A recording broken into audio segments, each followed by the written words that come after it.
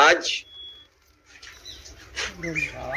राज्य में अलग अलग जिलों में 3 शिक्षा मित्रों की मौत हो गई।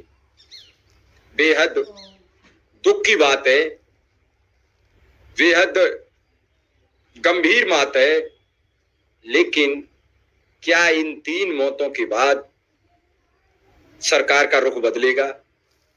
क्या इन 3 मौतों पर किसी की भी जरा सी शोक संवेदना होगी?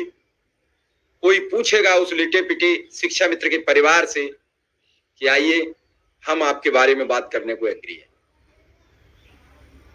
बात लगातार हो रही है, लेकिन नहीं हो रही है तो सिर्फ और सिर्फ उनके भरण पोषण की। काम की लगातार हो रही है, काम की चर्चा होती है, काम का प्रेशर होता है, लेकिन नहीं होती है तो सिर्फ उनके भरण पोषण की नहीं होती है। और ये आखिर ऐसा खेल कब तक खेला जाएगा? मैं आपसे रोज गंभीर मुद्दों पर चर्चा करता हूं, लेकिन मुझे लगता है कि आप लोग वाकई गंभीर नहीं है, क्योंकि आपको तो सिर्फ एक बात पता है कि जो आपकी लड़ाई लड़ेगा आप उसका साथ नहीं देंगे।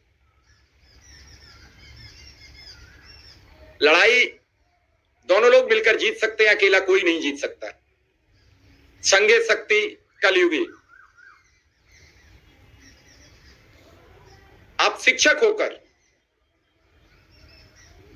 इस लड़ाई में सहभागिता नहीं कर पा रहे हैं। आप देख रहे हैं 3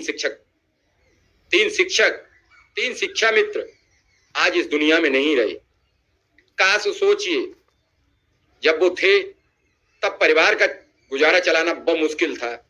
आज वो नहीं है तो उनके परिवार के ऊपर क्या बीत रही होगी, उनके बच्चों के ऊपर क्या बीत रही होगी, आम और आप कोई बयान नहीं कर सकते।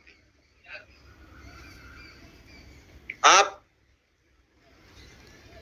कभी शांतिपूर्ण मन से सोचिए, जिस परिवार में भरण पोषण की व्यवस्था ना हो, जिस परिवार की अपनी कोई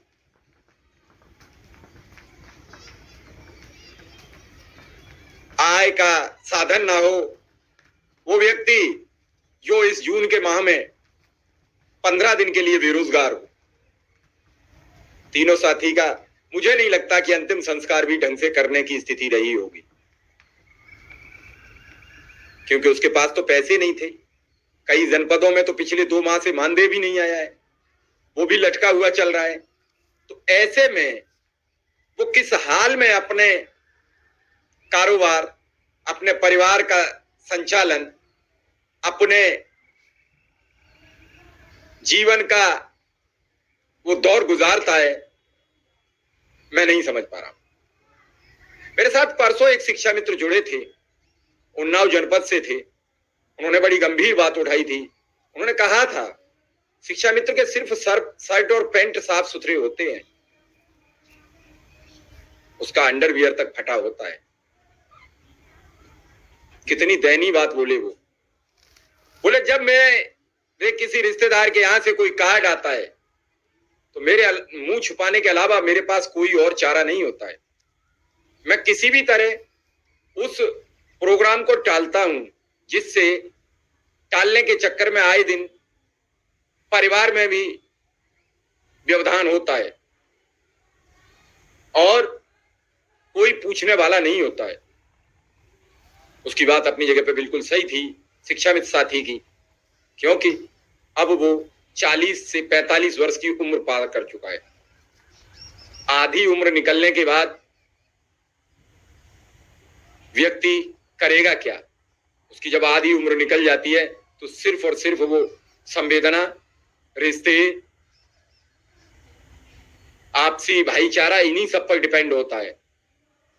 और जब उसके ये सब रिश्ते टूटते हैं, किसी की शादी में ना पहुंच पाना, किसी के दरवाजे पर बहन के यहां मिठाई लेके न जाना,